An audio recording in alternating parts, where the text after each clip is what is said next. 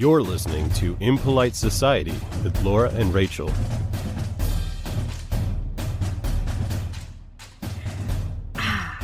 Push it. Ma-na-na-na. Push it. Ma-na-na-na. Ooh, baby, baby. But baby, baby. Ooh, baby, baby. Push it real good. Get up on this. Get up on Impolite Society, the podcast that you're listening to, and the podcast where your host, Laura and Rachel, I'm Rachel. I'm Laura. Where we take turns asking each other rude questions, and then we dig into those tactless topics through our research, our own experiences, and some amusing musings, if I do say so myself. And I have a rude question today. Let me tell you, all the other topics we talked about, forget it. Forget it. Are you smart? Psh, nothing. Necrophilia? That's just a Sunday in the park. I have a rude question, because today we are talking birth. You know it, the short slide down the meat chute. I have never heard it referenced that way. I created it. I guess it's accurate. It's a Rachel original. I workshopped it. I ran it through some test audiences, and then I wrote it down under the Google Doc for today. They all went, ooh. Yeah, and that's the reaction I'm going for every day. Well, I mean, it's a very relevant topic, too, because, you know, you might not know this, but 100% of people have been directly affected by birth or being born. Ooh, that's a fascinating statistic. I'm sure you did not know that, and this is the kind of content that you sign up for when you listen to the Impolite Society. We're educating, we're enlightening the world, and that's a fact. I have been born, and I have birthed another human. That, my friend, is why we are so lucky to have you with us tonight, right here on the pod. Laura, is it true that you have had sex that caused ejaculation that resulted in a fertilized eggs, which eventually became a living human baby? I plead the fifth. I do not wish to incriminate myself or others. No. Yes, of course. I've had sex. I didn't just have sex. I had sex that resulted in baby sex, which is the sexiest sex of all sex. Not like sexiest as in like the most attractive, but like sex that has babies. That didn't make any sense. You got me. You know what I meant. Yeah, you were saying it's the sexy sex, and I'm like, yes, it's what makes sex sexy is 18 years of responsibility and commitment. Lock it in. Yeah. Oh, you're not going on any international trips for a while. Yeah. Oh, Jesus. Retirement? What's that? My financial advisor says I'm in good line for retirement. However, the trips to Europe, spot on, unfortunately. So let's approach this crude conversation, right? And this is how I'm going to break it down. You know, it's a little bit different. Normally, I ask the question, we talk about our experiences, and then we do the research, da-da-da-da. But we're going to take a slightly different approach, and we're going to treat this like it is a hurricane going on in the Gulf of Florida. I am going to be your anchor, so I'm going to be here in the studio, safe, warm, and still oh so very tight. And keeping it tight. Rachel, hashtag keeping it tight. Hashtag. And Laura's going to be our on-site, in the field reporter who is just like in the thick of it. I'm going to be telling you what giving birth is like. And Laura, who did have sex, God watched, he was there. She did have sex and she had a baby, and then the baby was born like 6 months from when we were recording this podcast. So she's been through it. So, I mean, it's still 6 months. I feel like that's very recent. The scars. Yeah, she's 6 months old, and hashtag keeping it loose over here. That's, you know, if you've listened to our podcast, you know that. Laura's the loosey-goosey one. I'm really uptight and constantly afraid of being canceled. If you like this podcast, you know Rachel has a tight vagina and Laura has a loose vagina. No, that's not what That's not what I was saying. Okay, so before we start on this great journey down the birth canal, I have a question that is seriously at the heart of every birth announcement, Facebook post, and Christmas card with a little new baby on it. Okay. You ready for this question? I'm ready. Laura, When you were giving birth to your beautiful daughter, did you shit on a table in front of people? I did not. And Living the dream. Yeah, and I don't know the statistics. You might go into it, but I know that a lot of people do. I didn't know about it, I think, until Scrubs. I think Scrubs was the one that informed me that people poo on the table. So I may be one of the lucky ones. So let's get into it, right? We know what birth looks like on TV, right? It's the sitcom wife with the huge belly who's still somehow very skinny, groaning. Who's not at all fat in the face and completely slim. Her ankles are still like little toothpicks. And she's in the car as they're driving to the hospital. Making all those, yes, all those noises. But we know that can't be the reality. At least I hope we know that can't be the reality, even if I don't know what the reality is. It certainly wasn't for me. So we're going to jump right in. So we have established that birth is something that is actually pretty common. It touches all of our lives, but there's still a lot of mystery around it. You know, you think of when we talk about the groaning, grunting sitcom wife going to the hospital, what else do you usually see? A husband outside the room, pacing back and forth, and then a doctor emerges and says, it's a boy or it's a girl. And I think that's really like old school media, though. Like now I feel like the man is in there like getting his hand comically crushed. That's new true. Sitcom thing. Now they're in there like, oh, you hurt my hand. I know you're pushing a baby out of your vagina, but you hurt my hand. My poor delicate bird bones. Or they're like, the doctor's like, do you want to take a look? And then they look and then they faint. I feel like that's also a trope. Yep, absolutely. So there is a fair amount of secrecy because even in these modern takes, you don't see what's happening. You just see the crushed hand or the fainting husband. There's a whole lot of secrecy around it. Tell me about it. I'm all in. Bump, bump, bump, bump. This is your news anchor, Rachel, reporting live from the studio.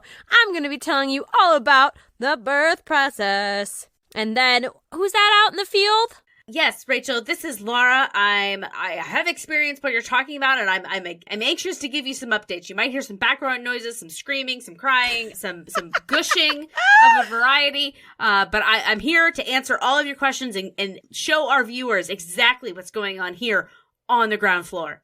Okay. We're going to have to do some anatomy, right? Because I don't think this is something that everybody knows. Sex ed in America, not always the best. Okay, drop it on me. So there's 3 main parts of the birth. You got your vagina. I'm familiar with that part. I think most of us are. And if you aren't, it's not the outside part, FYI. It's the inside part. It's the inside. And then you have the 2 critical parts of this endeavor, which is the womb and the cervix. And the womb, that is not the anatomical word. It is uterus. You're right. Uterus are right. There's these 2 pieces. And to explain how they operate together, I'm going to fall back on the most classic way of understanding things. Okay. And that is Lord of the Rings. Oh, okay. So your womb is like Mordor. Fiery and angry. Not quite that way. But in this analogy, your womb is like Mordor, and the cervix is the Black Gate. And one does not simply walk into Mordor. No. The cervix is there. It's the gatekeeper. It kind of lets a few little happy sperms in every now and then, but mostly keeps them separate. The flaw in this plan is that it's hard to get in, it's hard to get out. So, labor, a big part of it involves opening the Black Gate. Like those trolls are pushing the gears that are swinging the Black Gate open to let Sauron's army out on the world. And oh man, are those trolls working hard and painfully, let me tell you. Honestly, like you would think that it wouldn't be so fucking painful, but it is. Ugh. We'll get into that a little bit at the musing part where we talk about why it's just so hard for human women. When it looks, on the nature shows that we talked about, those gazelles make it look like a piece of cake. Yeah, they do. Okay, so those are the 3 main players, vagina, cervix, the womb, aka the uterus. And here we go. Okay, so the first stage is pre-labor. And this is the stage where you begin to feel regular contractions, right? They're starting to kick in. They feel a little like, ooh, a little tickle, right? It feels like a tickle, I'm sure. Do they feel like a tickle? I don't know. We'll find out from our field reporter here in a second. You start to feel that your cervix starts to open, which is what we call in the medical profession dilating. And the gate's starting to open, essentially. This is what is going to begin to allow the baby to move into the birth canal, which I did look this up. The birth canal is your vagina, which for some reason we have to call it separate things for the purpose of birth. Yeah, that is definitely weird. Like, it's the same thing, doesn't change anything, but suddenly it's a birth canal, not a vagina, because a vagina is for fucking, a birth canal is for babies. We would never want our innocent, pure little babies to touch any place a dick was. Like, that's just insane. Vaginas are dirty and they're for sex. Birth canals are for bringing beautiful life into this world. Okay, so what's happening now that we've officially hit all the terminology that we're going to talk about? So you're just starting to blossom. Like, it's loosening up. It's drinking a few beers. It's having some fun with its pals. It's loosening up after a really hard 9 months. And imagine how upsetting this would be for being a baby, where you're like, you're in there, you're resting on your comfy cervix pillow, and all of a sudden your head just starts sinking into it. That would be very upsetting. So I wanted to ask my field reporter, Laura, what happened in this stage? What is this stage like? Okay, so for me, I was at home. I woke up at like 6 a.m. and I'm like, oh, something is going on down there. Oh, no.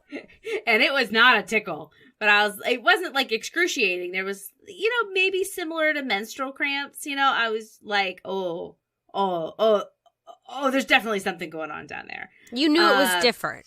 Yeah, but there is a lot like Braxton Hicks, which are like fake contractions or preparatory contractions, basically.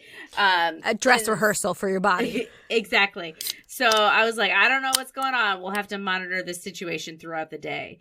And through the day it was, because I was at home all day. Okay, so like these slight flutters started at like 5 or 6 a.m. and then continued throughout the day, and they started to get worse and worse. They weren't regular. That's the thing, that you want to look at how regular they are, because my doctor told me they should be like 2 minutes apart and, lasting so long before you go to the hospital. So I've got this little app on my phone, right? Mm-hmm. And so I'm starting to like start and stop the thing, and it'll tell you when you should go to the hospital. I think I started timing them around like 2 o'clock. They were still kind of all over the place. Around that time, I just started like laying in the bed. I was no longer going about my day. You know what I mean? It was that disruptive. Yeah. And then around 6 o'clock, I stopped being able to do anything else. I was experiencing these contractions. They still weren't regular, but they were pretty damn intense. Like, I was laying there and like I'd have one and I was like, trying to breathe or not breathe or whatever. They want you to breathe, but I'm trying to breathe through them. And like between each one, I'm just kind of laying there like a whale, like, oh. And I remember Austin asking me like, do you want to turn something on the TV? And I'm like, no! Like, I just want to lay here and suffer. He was probably just like, can I turn something on the TV? Yeah, probably. But I was just waiting for the next one. And like, I was doing the thing. I was grabbing his hand and burying my face in a pillow and just getting through. And so eventually it did come to the point where they were 2 minutes apart for an hour around like 11 p.m.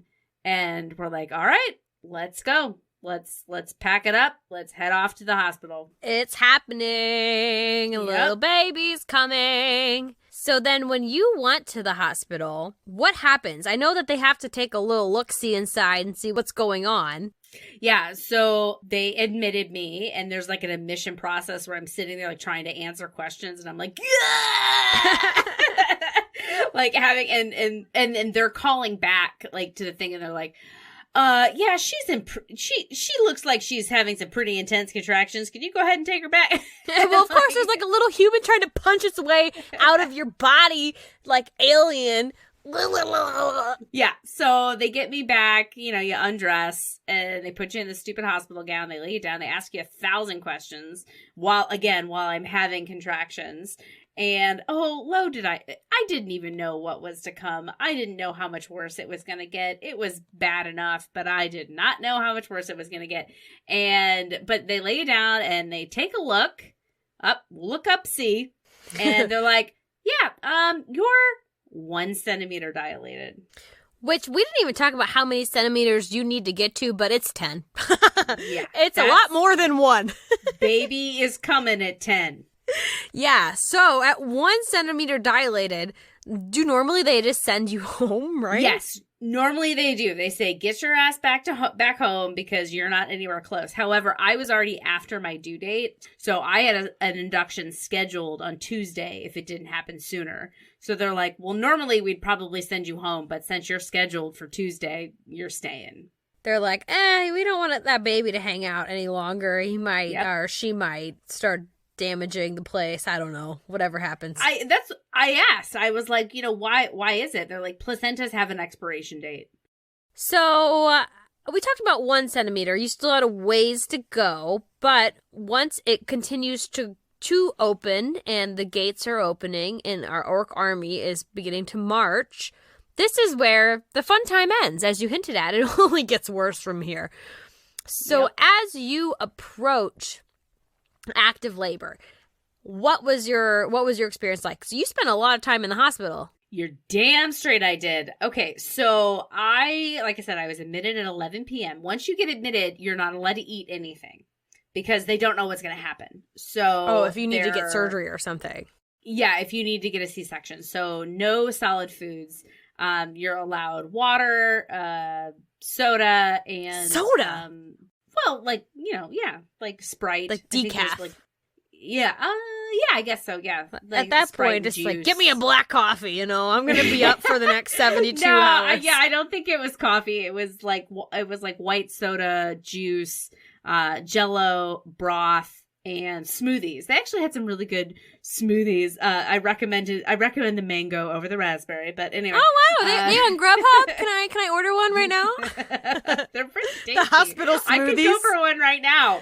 Yeah, I could have a mango smoothie with my wine as we chat.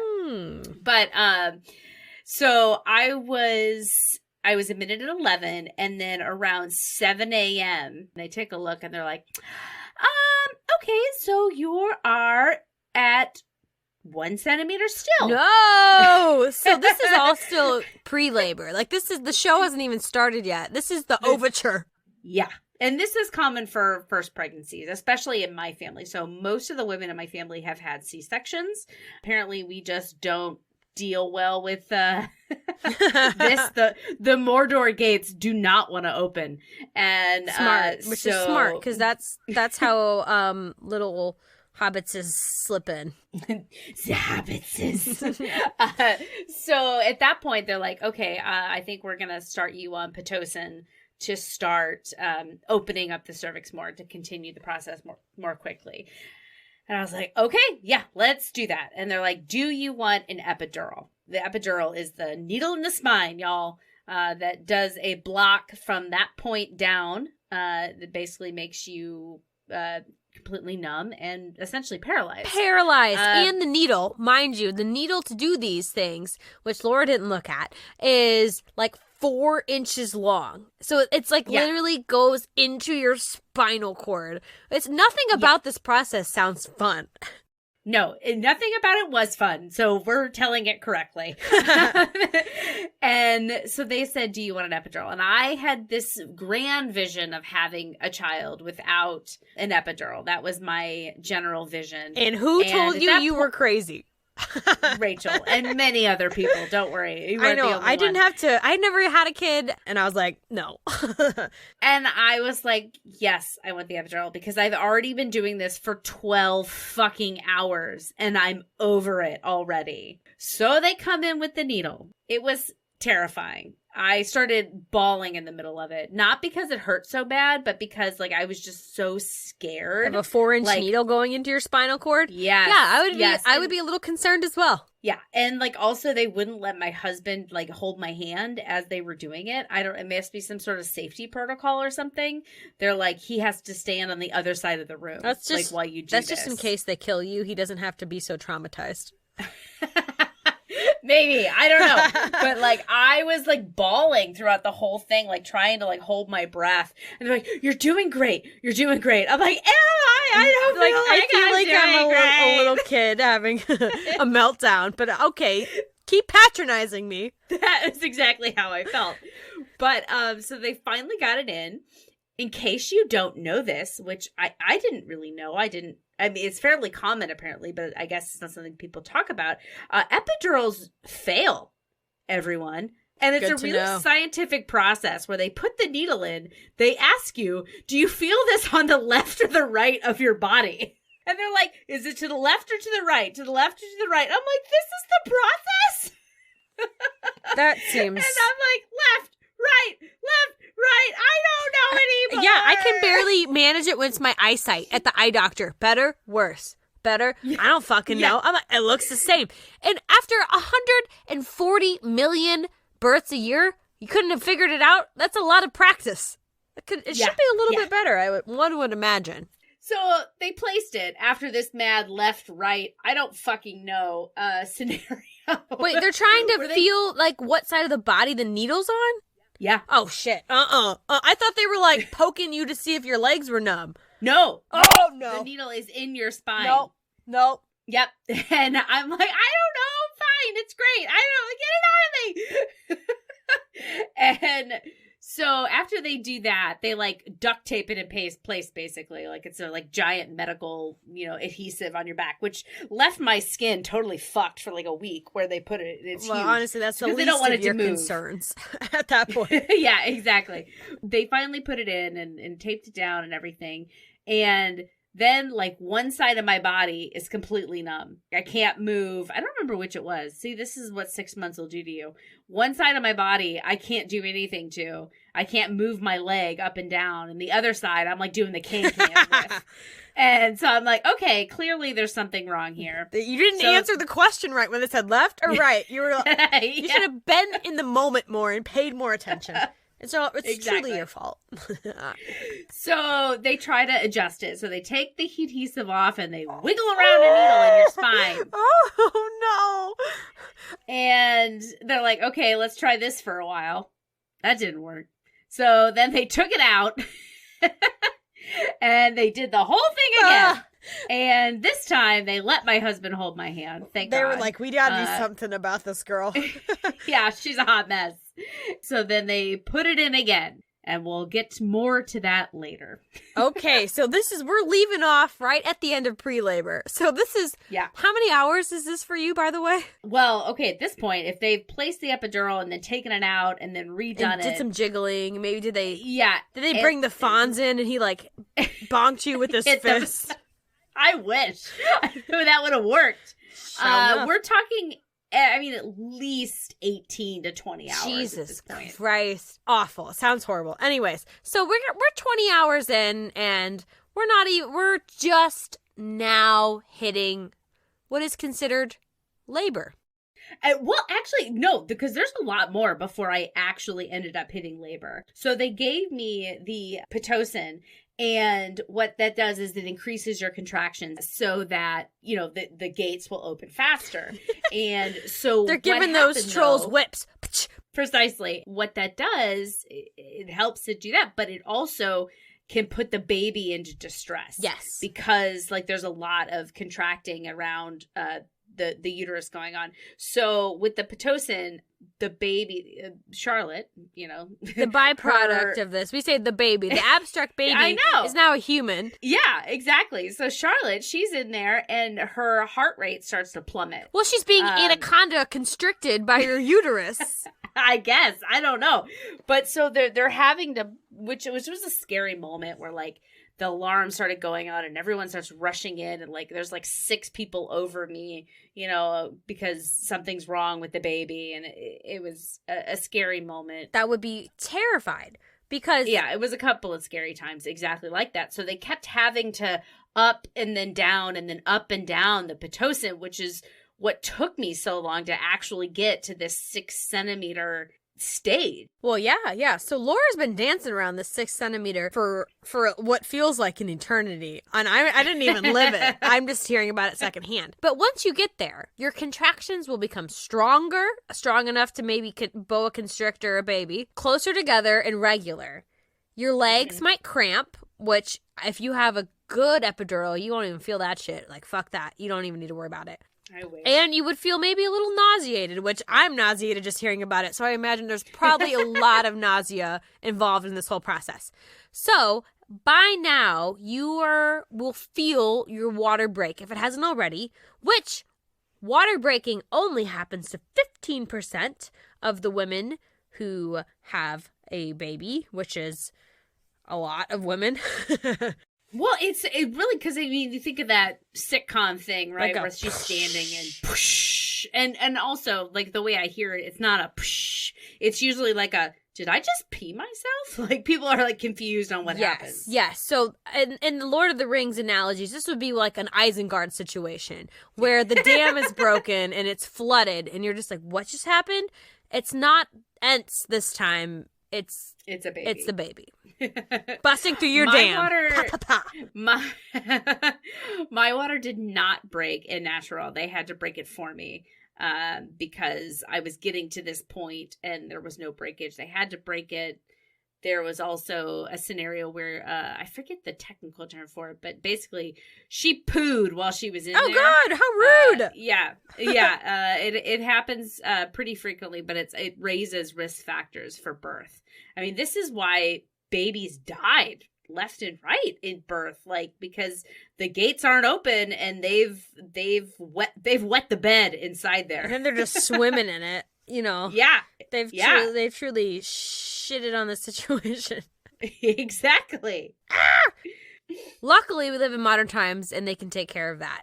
So once you hit this stage, what happens? What happened when you actually got dilated? Yes. My epidural, the second one that they placed, still wasn't working.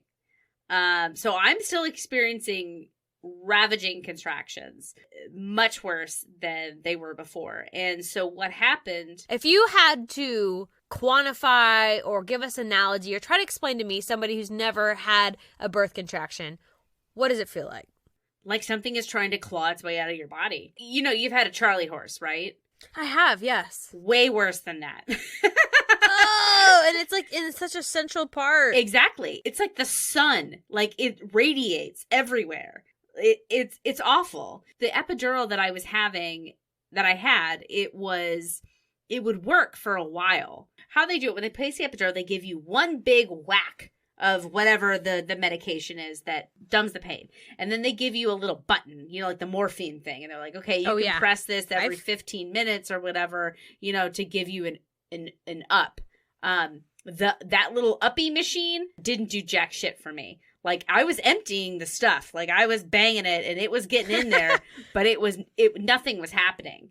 It's literally like that button at a crosswalk. You smash it and nothing happens. Oh, my cat's coming to see me. Did you hear him? Oh, ow, Buggy. It's little Bug. Bug's back. He's feeling better. Anyway. So 24 hours at this point. After the epidural, yeah. 24 hours after I got the epidural. And you can't move, yes? You're half paralyzed. When I'm feeling good, yeah, I can't move. I'm just sitting there. What did you do for 24 hours? Just like you haven't had pants on this whole time. No. Obviously, you're everyone, your legs, modesty becomes a thing you never even knew existed. You come in, there's 6 people looking at your vag. You're just open out to the world. People coming in, sticking their fingers up there, checking all around. Oh yeah.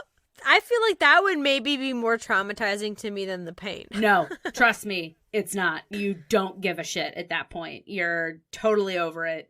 And what do you do? I don't know. Well, first of all, I was dealing with a lot of pain because the fucking epidural didn't work.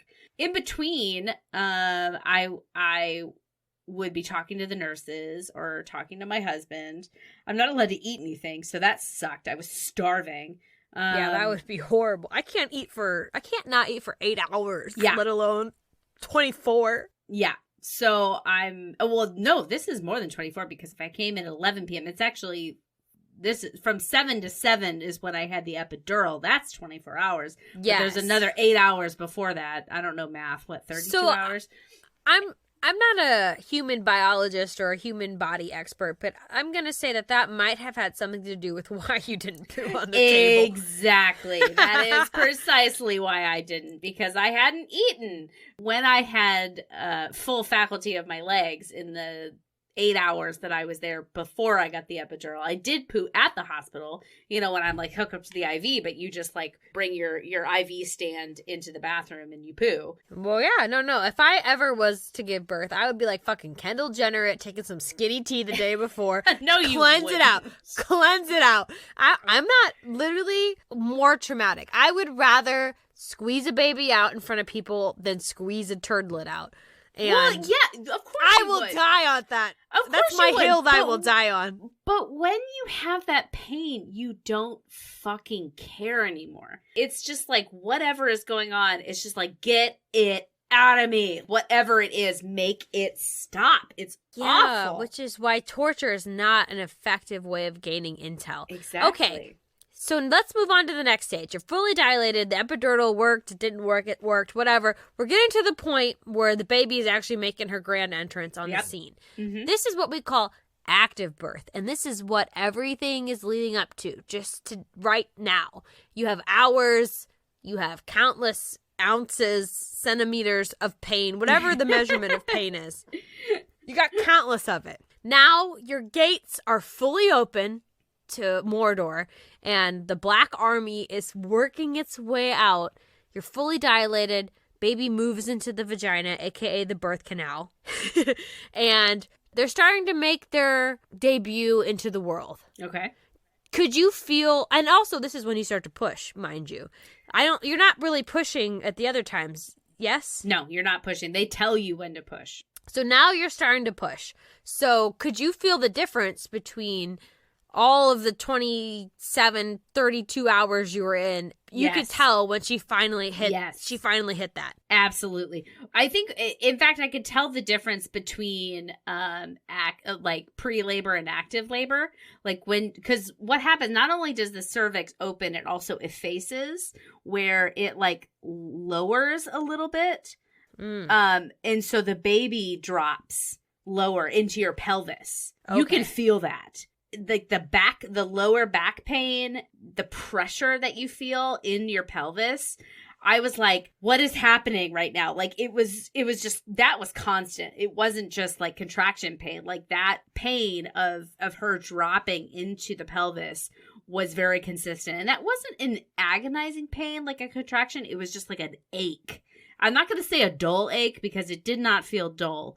No. But it was a different kind of pain that was just constant and didn't stop, when I felt her lower down. In fact, I'm like, it feels like I have to take the biggest shit of my life. Is literally what it feels like. Oh, but unlike a shit and women on the show, I didn't know I was pregnant. You weren't on a toilet. Nope. And that wasn't something you could just flush away. So my question, like the pain, right?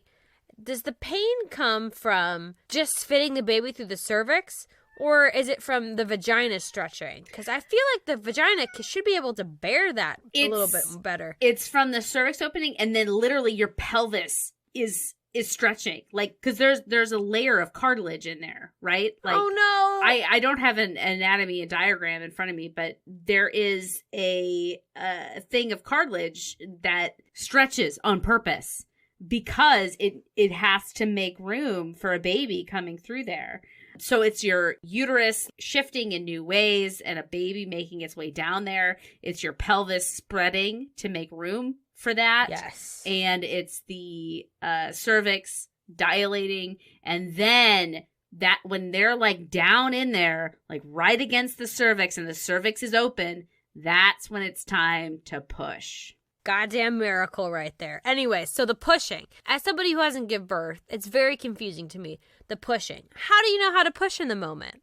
It's very simple. It's very instinctual. Your body knows what to do. It literally, these are the muscles that you take to make a shit, to have a shit, to do a shit. I don't know. It's the muscles to poop. That's wild. But it does make sense that you wouldn't have to like think a lot about it, right? No. Because there's a lot of things we do that we don't have to think about. This is probably like not when you take a shit. Well, yeah. Nobody taught you how to take a shit. No one was like, Exactly. flex this muscle, then this muscle. I can tell you that Charlotte knew very early from the beginning how to take a shit. She literally did it inside your body, so she knows. No, that she little knows. bitch knows. She knows. But like also with throwing up, like that takes a whole opposite kind of contraction and pushing. Like you don't need to practice throwing up. It just happens. Yep, it's the same thing. So that's wild. So, okay, so the baby, it drops, its head's in there, it's starting to make its way through. This whole process, once you hit here, it could be a long road to get here. But once you get here, things start happening a little faster. This whole process should not take longer than 3 hours if you're a first-time mom. If it's your second baby, it should not take more than 2. So this is the point where they pull out the stirrups and they put your legs up, because before this you're just laying in bed. So they pull out the stirrups, they adjust the bed so you're in that position. They put you up and they're like, all right, we're gonna do some practice pushes is what they tell you. and so the point, what you're trying to do is the baby's head has to clear the pubic bone, and this takes time, a series of pushes to get the head past this. So like you'll push, I can't, I'm having a hard time describing it verbally because I like want to use, hand gestures to do it. Laura is like shoving her fist through her fingers that are like in an okay sign size, and she's just jamming it through.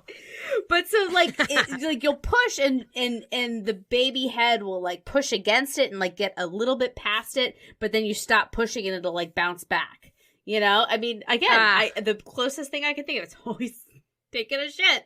You like, push, heave, ho, and then it zips back in as soon as you stop pushing. Like that's what it does. So you have to spend time pushing. And each time because I have a girl, but she is getting a little bit further down, a little bit further down, a little bit further down. And so eventually she will clear that pubic bone. Her head will clear the pubic bone, and that's the hardest there, part. It's all gravy, all downhill from there, which is true. Well, cool. So once the head is through the big noggin, and then the shoulders kind of come through, crowning, baby comes through, and then after that, a few more pushes, the rest of the body comes out. Wah wah wah, baby's on the scene. Happy ending, right? Wrong. I answered my own question. Your baby's out. Congratulations, you are a mother. You are the mother Gaia. You are one with the world. Oh man, did I feel so beautiful, Gaia, one with the world. But joke's on you, because the nightmare isn't over yet. Your baby has an ugly twin that's still inside of you, and it's called the placenta, the afterbirth. You still gotta slide that thing right out of you, because this little asshole has been living in you for 9 months. And this bitch could not be considerate enough to take out the trash once. They literally just let it pile around. They like never cleaned the toilet. They might have even used the toilet. And they just like left all their garbage behind them. And they were like, I'm out of here. Bye. Good luck. Have fun with it. And then after you have this baby, this human, you have to birth their garbage or their leftovers. Yep. So Austin cut the umbilical cord, and then they take her like to the other side of the room, to measure and weigh and make sure that she's okay. And I think that was when I pushed out the placenta, but honestly, it's a little bit of a blur. I don't remember. I do remember saying, I'm like, I want to see the placenta. when it came out. I just did. I don't want to eat it or anything like another hippie. Well, that's what I was going to weirdos. say next. Did your, like, you want to eat it? You want to, like, put it on the grill, like... No, I just wanted to see it. And it just looked like this disgusting lump with a ton of veins on it, like, is what it looked like. And he showed me, he's like, this is the outside, and like and then he turned it inside out. I was like, this is the inside, like, this is her side. And like it was interesting. And then it went in a bucket, and then assumed it went in the trash. Bucket, jeez. That you gave life to that. Like, you didn't have a college fund for the placenta? I did not. Jeez Louise. So we talked about this whole situation. Even when you have the afterbirth, that's not done yet. You're going to leave the hospital with still a lot of work to do on your body. Your uterus, for one, has literally become 200 times bigger. And not just bigger, it's fucking just moved to a new spot. So this little badass has to shrink back to its normal size, which is like, what, that big? It's a little tiny thing. No, it's like a pear, I think, naturally. Normally. Okay. It's like a pear. It's not big. It doesn't have a lot of real estate normally. Yeah. But it's got to shrink back to that size. And it's also just got to, like, stroll down your body to get back to where it normally sits. Yeah. And there's a lot of, like, goosh. So after you give birth, you basically have, like, a 6-week period where period is in menstruation. Like, where... Just, like, things are falling out of yeah. hoo-ha. Mm-hmm. Yep. You got to wear diapers, is my understanding. I think it depends on the person. I didn't have to wear diapers. Like, they give you, like, these industrial-sized pads, Oh, so basically. you just free blood? You just free blood everywhere? No. I mean, like, they give you, like... They give you, like, these giant industrial-sized pads and, like, these medical underwear to wear because it's a lot at first. And they give you... Hey, I wear medical underwear every day. Hey there, listeners. It's Laura. While Rachel and I were researching where we're going to market our new brand of medical underwear, or should I say knickers, we noticed a big uptick in downloads this week in the good old United Kingdom. In this week's hometown shout-out, we want to say hello to Carterton, England, and Barnet, England. Thank you so much for listening, and give us a shout-out at rude@impolitesocietypodcast.com. Let us know where you heard about us, and if you have an impolite topic you'd like us to cover, like why Americans can't make good beer, let us know. We might cover it on our next Fan Friday episode. Now, back to the conversations on the miracle of life. So, we have a lot of details of what it's like to give birth. And it sounds fabulous. Not great. No, it's fabulous. The miracle of life. No, it sucks. So, I have questions, but I feel like we touched on all these questions before. How bad is the pain really? Pretty bad. Is there anything you can do to maybe ease the pain going into it? Oh, God. There's all this shit online about breathing techniques and hypnobirthing. Apparently, this is a thing now. Meditate your way past the pain. Fuck that. That's some patriarchal bullshit. It is sound like some patriarchal bullshit to me. It is what it is, y'all. It fucking hurts. Wait, is there anything physically you can do? Like, are you supposed to, like, prepare any part of the body? Yeah. There's, you can do, perineum stretches where you or your partner, if you feel like that, can, if you're feeling sexy. Yeah, can put their thumbs in your vagina and start to pull their thumbs apart and stretching those muscles. Wait, isn't that just like a normal Tuesday night? No. I actually tried this on my own, not like with my partner. You did? I did. Like, I was like, okay, let's try this. It hurt. How did you reach? How did you reach? It's hard when you're pregnant, let me tell you. There was at some point where I was like, I can't wipe. It's hard to wipe while I'm pregnant. Well, I can't, like, literally, if I'm sore from working out too much, it gets difficult. But so, like, pre-labor, I tried, like, to stretch it out, and I'm like, that hurts. And so I stopped. Well, yeah, I mean, that was just a prequel of what was to come. Yeah, little did I know. No kidding. If you're like, that hurts, like, that's the sign that you're like, oh, I got a lot of work to do. Yeah, exactly. Oh, man, that sounds horrible. Well, okay, painful. On a scale of 1 to 10, like those charts from, like, a... 10. 10. Okay, 10. okay.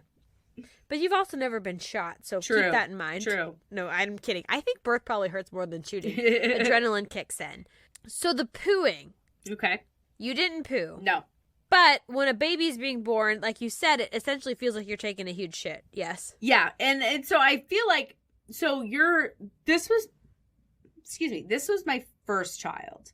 Your first human child. You have a lot of cat children. True. So apparently after your first, everything goes a lot easier and a lot faster in the second round. So, oh yeah, because your body's like, I know how to do this shit. Exactly. So your cervix is less like Mordor and more like the 7-Eleven auto door. It's a little bit more used to being open. Beep, beep. Yeah, exactly. Beep, beep. So all this happens much faster. So you don't have to go through that 12 hours of not eating. So I understand why a lot of people poo on the table because, they got one in the chamber, right? And when you're pushing, you're pushing. So whatever comes out, comes out. We learned that in our poo episode because your body takes 24 hours to process something. So whatever you ate, because I feel like by the time you're 9 months pregnant, you're like, I'm eating whatever the fuck I want to get me through this. So you might have not just like one in the chamber, but it might be like a fucking full house. Yeah. A buckshot. It's going to go every direction. And it's going to turn your OBGYN into Dick Cheney's hunting partner. Just pop, pop, pop, pop, pop. That's probably the best joke I've had on this show yet. Okay. Kudos. But yes. So poo, and it's normal. So if you are in the position with your legs up in front of a lot of people and something just kind of ekes out back there, it's probably not the worst thing they've seen that day. Oh, so totally. Life goes on. And so then my last question, we hit a lot of it in the actual conversation, but you see on TV AKA the media. I don't know why I said AKA, but you see on TV and the shows these women and they go in and they have a baby and they like literally roll out the next day and they look fucking slim and trim. How long do you look pregnant? Well, 6 weeks for your uterus to actually totally empty. And get all that fluid out and things like that. But you're also 6 weeks. Really, 6 weeks. But you're That's a also long time. really swollen from all the IV fluids that they give you. My feet look like hippo feet. Like I have very bony like feet. You can see a lot of the bones in Your feet are small. and ankle. Yeah, and you could not see any of those my first like week after. They were just swollen and gross. So it takes a good amount of time for your body to get back to normal. So, and then my final question, which I think we talked about, how long before you can get back on the old horse, Well, I think it's technically 6 weeks. Like you have a 6 weeks. Legally, it's, yeah. 6 weeks follow up. Like the doctor is like, you're clear. You can go back to work. And you can go back to work. Exactly. Yeah, I mean, I don't remember when exactly we got back on the wagon, so to speak, but I know I was officially cleared by the doctor at 6 weeks, but I can tell you I had little to no desire to get back on the wagon at that point, that's for sure. When do you think when did the desire come back? Probably maybe like 12 weeks. Even then, that might be a little generous, but it's AKA never. Yeah, They're like, I gotta deal with this fucking mini human. I'm not trying to make another. Okay, so now we've talked about it, the process, what happens after, all that fun stuff. I just let's get into the musing. Like childbirth, obviously it fucking sucks. It sounds like. Yeah, I haven't even been there, and it doesn't sound fun. No. So, not only is it not fun, but it's straight dangerous. Yeah. Almost 1,000 women die every day in childbirth. So sad, because most of it, I feel like the women who are dying of childbirth aren't typically the ones who maybe chose to get pregnant in the first place. These are maybe women who are living in different countries, places where they don't have as much autonomy. Either way, it's fucking horrible. So why do we die? Like, we talked about the nature shows earlier. I've seen a fucking gazelle, punt a baby out of their body and get up and run away. and the baby included. Everybody's like, everyone's like, let's go. I like the fucking cheetah's chasing them, and then they projectile the afterbirth into the cheetah's face to be like, fuck you, cheetah, eat that for dinner. And then cheetah's like, what? Like, it's so different. The experience we have as humans is so different than when we used to watch on the Animal Planet or Nat Geo. So, like, what happened to our species? Good question. Do you have the answers? I have some kind of answer. I don't know if it's the answer. I'm not God. I don't know. I didn't intelligently design this shit. AKA nobody did. What I've learned in my research is that our literal species has traded the lives of countless women for our ability to stand upright and our big, sexy brains. Our big noggins. Yes. So in becoming a species that stands upright, our pelvis had to shrink. Mm-hmm. So we can't just like, we can't just shoot babies out in that way. Our pelvis is smaller. And I've also learned in this research that we literally keep human babies inside of our bodies until the literal point that their head is going to be too big to pass through us. Yeah. It's like a very thin line that we toe, because if it stayed any longer, the head would get too big.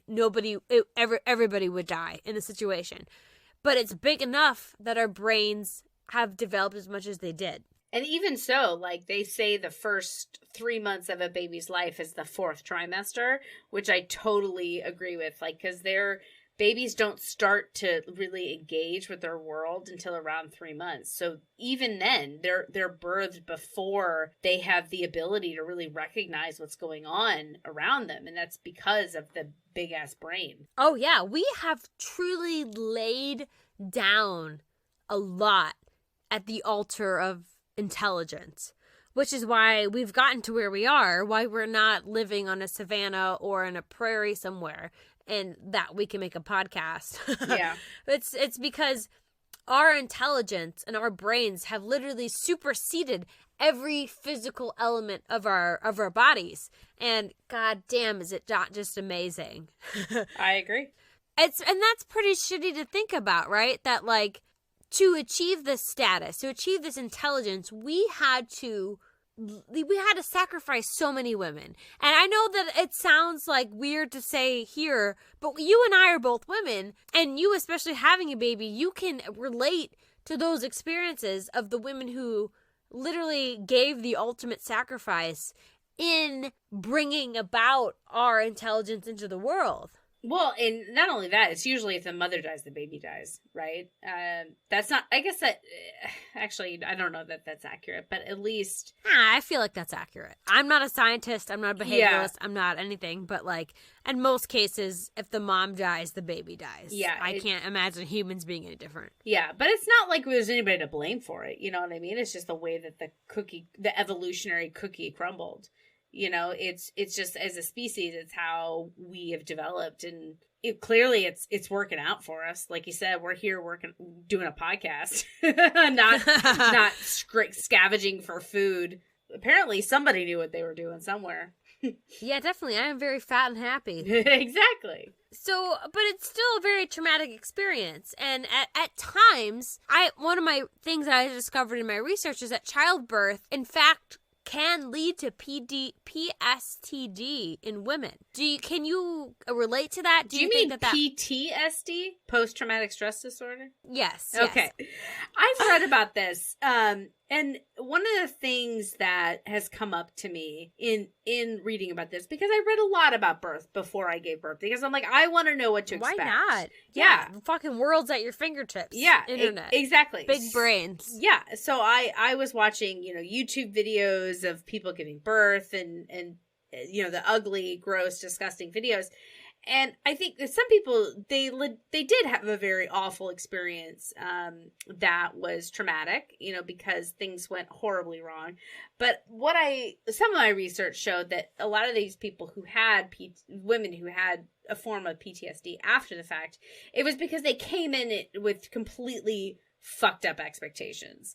Like, they thought it was going to be this Mother Gaia experience, and then it turned out to be exactly what it is, which is ugly and horrible and painful and primal. We live in a very filtered world. Exactly. You know, we like to hide the ugly parts of being human, but in this case, you are raw, animalistic, mammalian. Yeah, and not in like a nature channel way, but in a, oh my God kind of way.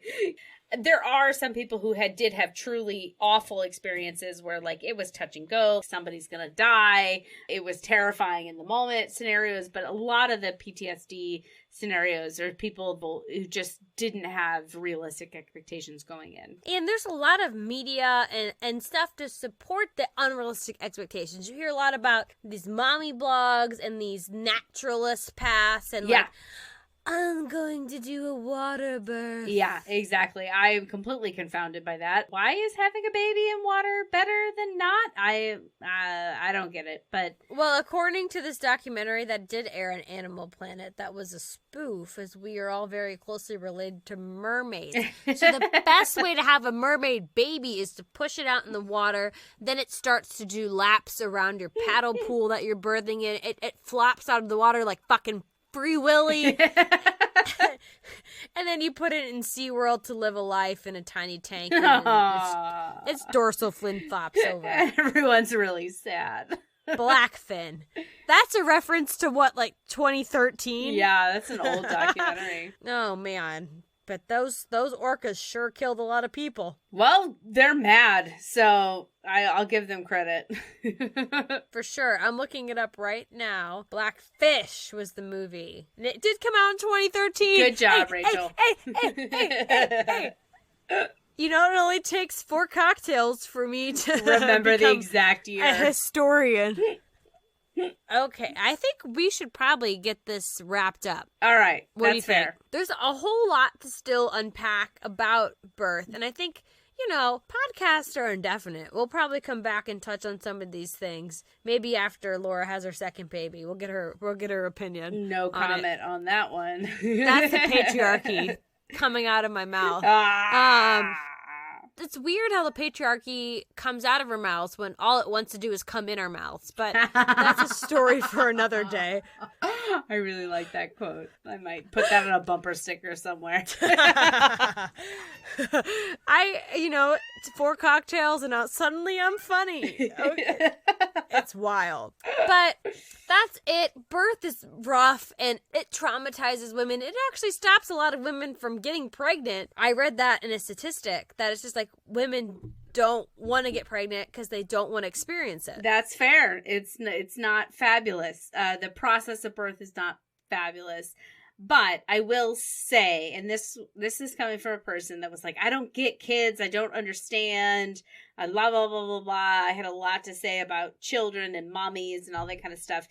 It is its own form of rewarding. I did not understand before because I didn't have a kid, but it's worth it. I know that everyone says that, and I would have laughed at myself if I would have heard it before, but I don't think anybody denied that it was worth it. I mean, that's why so many people do it. Yeah, that's what I said through the whole thing. I was like, when I was pregnant, I was like, I know that there has to be something more to this because millions of people do it every day. And yes. And I mean, there's probably a good chunk of women who don't really have a say in it. They're just kind of like, well, I guess I'm pregnant and I have to have a baby now. Yeah. But when that baby comes out, you give it enough time, it delivers, man. This kiddo, she's something, man. Well, that is, I think, where we're going to land at. It's horrible. It's hard. It's nature. We're very protected from nature in our normal lives, but this is one area where you can't get away from. All right. Well, everybody, thanks so much for joining us. We appreciate it. Hopefully you learned something today, or you want to educate us something, in which case send us an email, rude@impolitepodcast.com. Check us out on the socials, Impolite Society Podcast. We're on Facebook. We're on Instagram. Give us a shout out. Or if you have a rude question of your own, please send us a rude question. Even if we haven't experienced it, I will research the shit out of it and I will be your news anchor.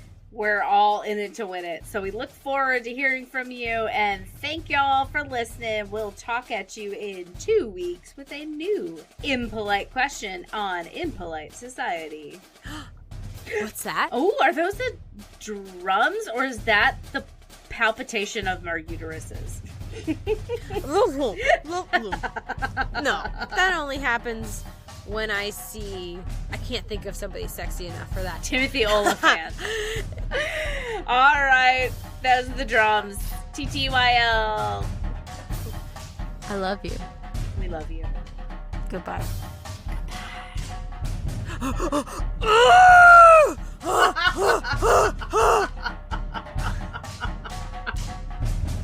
Yeah, we done.